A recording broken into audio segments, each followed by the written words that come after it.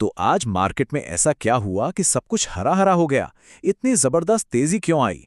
चलिए 18 मार्च 2026 की इस बड़ी उछाल के पीछे के सारे राज खोलते हैं।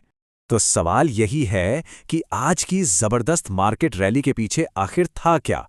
कौन से फैक्टर्स थे जिन्होंने मार्केट को इतना ऊपर पहुंचा दिया? चलिए एक एक करके सबको समझते हैं। सबसे पहले चलिए बाहर की दुनिया पर एक नजर डालते हैं। मतलब वो कौन से ग्लोबल फैक्टर्स थे जिन्होंने आज हमारे बाजार का मूड एकदम से बदल दिया? देखिए, आज की तेजी का जो सबसे बड़ा हीरो था ना, वो था कच्चा तेल। जी हाँ, क्रूड ऑयल की कीमतों में जो गिरावट आई, वो इंडिया जैसी इकोनॉमी के लिए किसी बड़ी खुशखबरी से कम नहीं होती। अब सवाल ये है कि ये काम कैसे करता है? बहुत सिंपल है। तेल सस्ता हुआ, मतलब हमारा इंपोर्ट बिल यानी आयात का खर्चा कम हो गया। और जब खर्चा कम होता है तो महंगाई पर कंट्रोल आता है ना? बस जैसे ही महंगाई काबू में आती दिखी, इन्वेस्टर्स का कॉन्फिडेंस आसमान पर पहुंच गया और उन्होंने बाजार में पैसा लगाना शुरू कर दिया। तो पहला कारण तो तेल था। अब आते हैं दूसरे बड़े कारण पर, जो हमें मिला ग्लोबल मार्केट से। सीधी सी बात है, जब पूरी दुनिया में माहौल पॉजिटिव हो तो उसका अच्छा असर अपने बाजार पर भी तो पड़ना ही था। सुबह से देखिए, जापान जैसे एशियन मार्केट्स हरे निशान में चल रहे थे। अमेरिका और बाकी ग्लोबल मार्केट्स में भी सेंटिमेंट काफी सुधरा हुआ था। तो इस ग्लोबल सपोर्ट ने, आप कह सकते हैं, इंडियन मार्केट को उड़ने के लिए एक मजबूत रनवे तैयार करके दे दिया।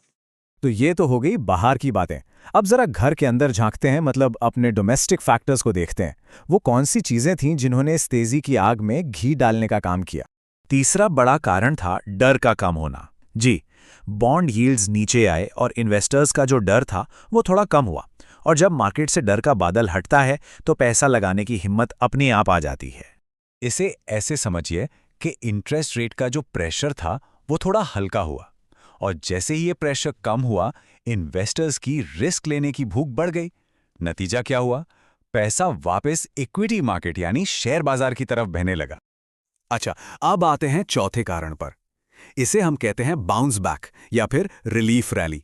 होता क्या है कि जब मार्केट काफी ज्यादा गिर जाता है ना, तो वो उतनी ही तेजी से वापस ऊपर भी आता है।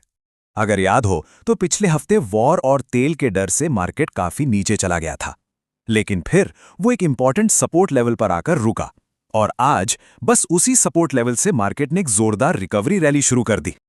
और ये कोई मामूली रिकवरी नहीं है। मार्केट सिर्फ 2-3 दिन में ही लगभग 2% ऊपर आ चुका है।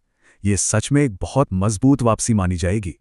और अब आते हैं पांचवें और आखिरी कारण पर। यह है टेक्निकल और प्री मार्केट सिग्नल।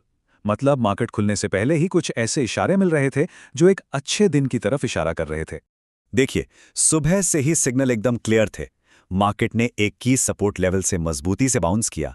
और तो और जिफ्ट निफ्टी, जो हमारे मार्केट का एक तरह से प्री मार्केट इंडिकेटर है, वो भी एक धमाकेदार शुरुआत का संकेत दे रहा था।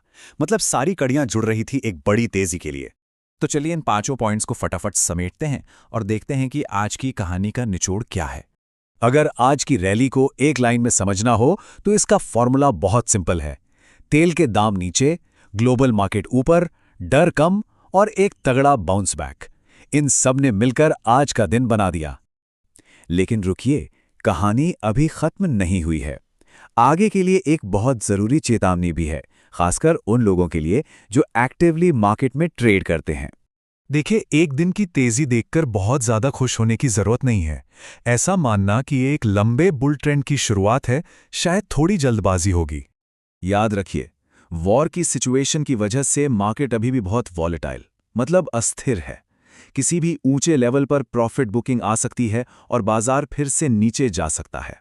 तो आखिर में एक सवाल छोड़ जाते हैं सोचने के लिए। ऐसे अस्थिर माहौल में किस पर ज्यादा ध्यान देना चाहिए? दुनिया भर से आ रही खबरों पर या फिर मार्केट के अपने लोकल टेक्निकल लेवल्स पर? इस पर सोचिएगा जरूर।